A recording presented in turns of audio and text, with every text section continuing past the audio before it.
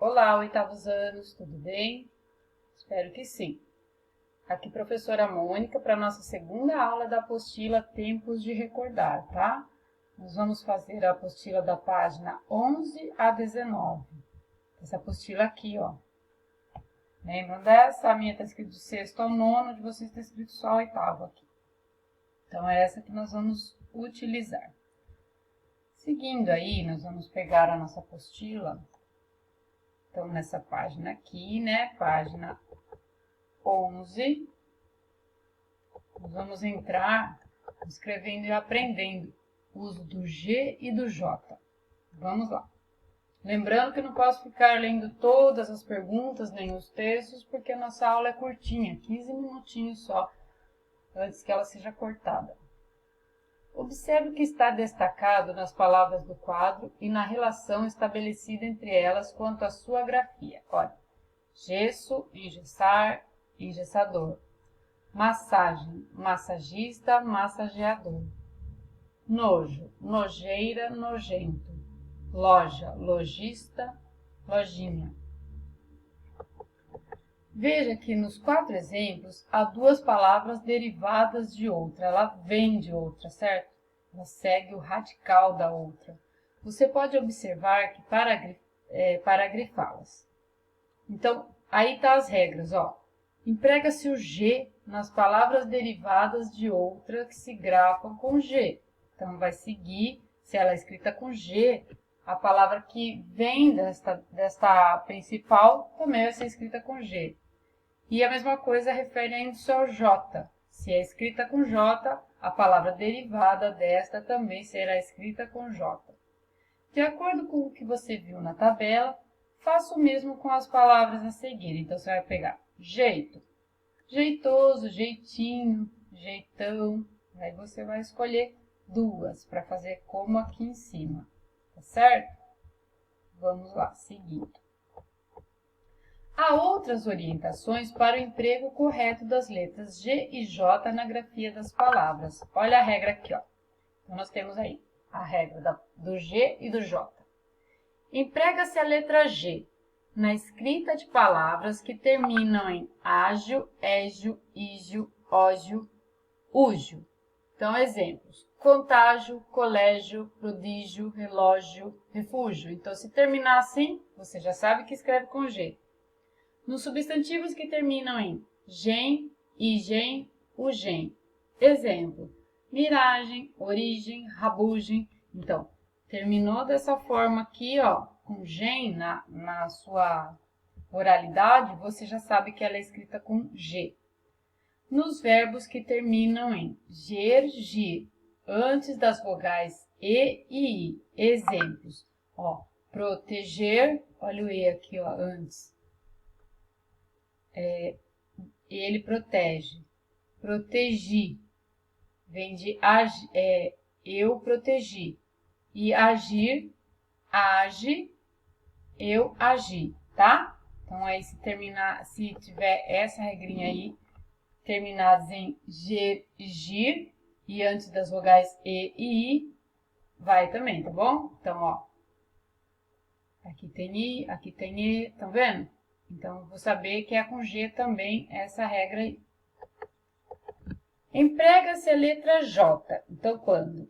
Nas formas de conjunção dos verbos terminados em jar ou gear. Exemplo, despejar, despejei, despejávamos, despeje, viajar, viajo, viajaste, viajaríamos, festejar, festeja, festejaríeis, festejamos, gorjear, gorjeio, gorjearão, gorjeie. Então, terminados em jar ou gear, serão escritos com J.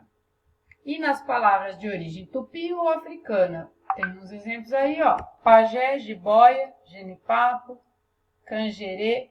Mas na dúvida, sempre a busca pela palavra no dicionário, tá, gente? Dicionário ou no Google, não escreve errado, não.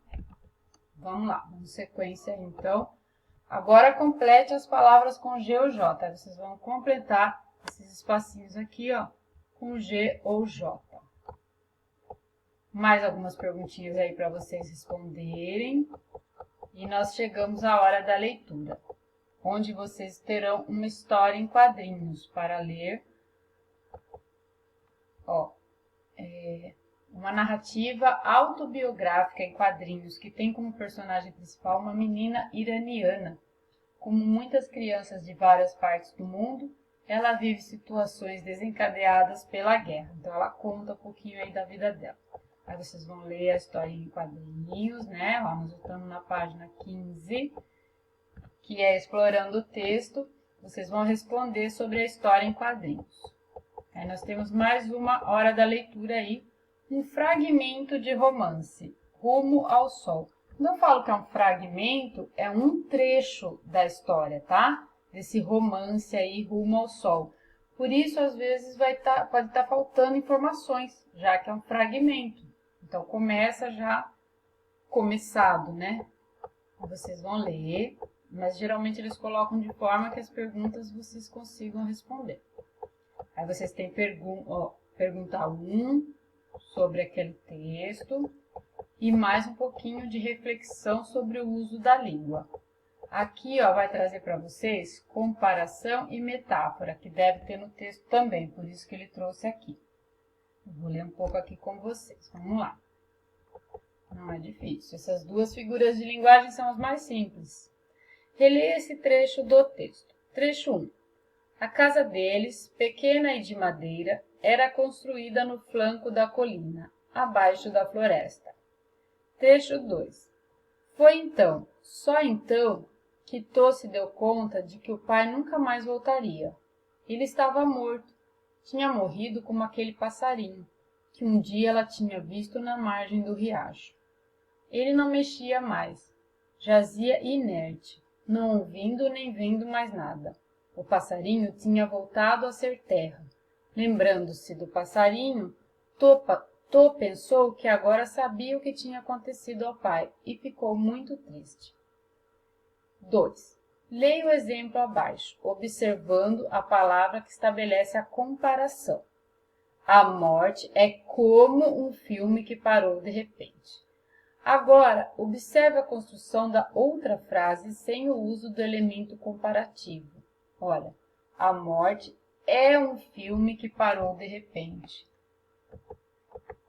As perguntas. É possível afirmar que nas duas frases a morte é comparada a um filme? Sim, né? Nas duas está comparando, tanto nessa primeira frase quanto nessa segunda. Mas qual é a diferença entre as maneiras de fazer a comparação? Observem. Na primeira tem essa palavrinha aqui, como. Eu comparo usando como. Na segunda não tem, E da mesma forma as duas estão comparando. Porém, quando eu uso como, eu estou usando a forma comparativa. Aqui, metáfora e comparação. Então, a comparação é quando tem o como. A metáfora é quando não tem o como. Eu comparo, mas não coloco esse como. Aí vocês têm a 3 aí também para responder referente a isso, ok? Importante saber. Vamos lá. Quando aproximamos seres, ideias e acontecimentos que têm uma característica comum, empregando elementos comparativos, como, tal qual, feito, parece, tanto quanto, estamos criando uma figura de linguagem chamada comparação. Então, quando tiver esses elementos aí, eu estou usando a comparação. Quando não aparece o elemento comparativo, a aproximação entre os seres comparados é direta. A essa figura de linguagem dá o seu nome de metáfora. Veja os exemplos. Essa tristeza era como um caranguejo com fortes pinças. Comparação. Essa tristeza era um caranguejo com fortes pinças. Metáfora. Mas professora, como é que eu vou saber que é metáfora quando não estiver junto uma da outra? Aí você tenta colocar o como aqui, tá? Se você conseguir, é porque é uma metáfora. Já ajuda vocês aí. Olha lá, tristeza como caranguejo. Elemento comparativo, provocam a dor. Metáfora, tristeza, caranguejo. aproximação direta sem elemento comparativo, né? Na segunda lá, ó, também provoca dor. Aqui, ó, essa tristeza era um caranguejo, quer dizer que a tristeza estava mordendo ali e doendo, provocando dor. Como um caranguejo ou era um caranguejo, das duas formas. Então, como, comparação, sem o como, metáfora, tá? Para facilitar o entendimento. As metáforas devem ser interpretadas de acordo com o seu contexto de uso. Mas algumas metáforas são tão usadas, tão comuns, tão habituais, que não há mais a necessidade de interpretá-las. A compreensão se tornou imediata. É o caso dos exemplos abaixo, ó. Você está fazendo tempestade num copo d'água. Veja, uma metáfora, porque ela não está realmente fazendo a tempestade ali, né? Ele ficou numa saia justa. Não quer dizer que a pessoa vestiu uma saia, sim que ele ficou com vergonha. Veja que no segundo exemplo, o sentido de metáfora é tão comum que é usado também para o masculino, mesmo que a saia seja geralmente uma vestimenta feminina, certo? Então, a metáfora é uma figura de linguagem aí que compara as coisas. Complete as frases com uma expressão, com uma palavra ou expressão que estabeleça uma relação de comparação com o termo destacado. Veja, a menina cantava feito um pássaro. É o exemplo aí. Vocês vão criar de vocês. Por exemplo, letra A. Amanhã surgiu como um dia radiante, como um arco-íris belo e formoso. O que vocês quiserem, vocês vão colocar aqui, contanto que tenha sentido, claro, né? Não é qualquer coisa. E aí, a carta pessoal, nós não vamos entrar, tá? Nisso aqui, nós vamos parar aqui no Mãos à Obra. Então, da página 19, exercício 1, vocês vão parar aqui, tá certo? Até aí nossa aula. Espero que tenha ajudado. Lembrando que dúvidas podem ser sempre tiradas pelo WhatsApp. Então, é isso. Um beijo, até a próxima aula. Fiquem com Deus.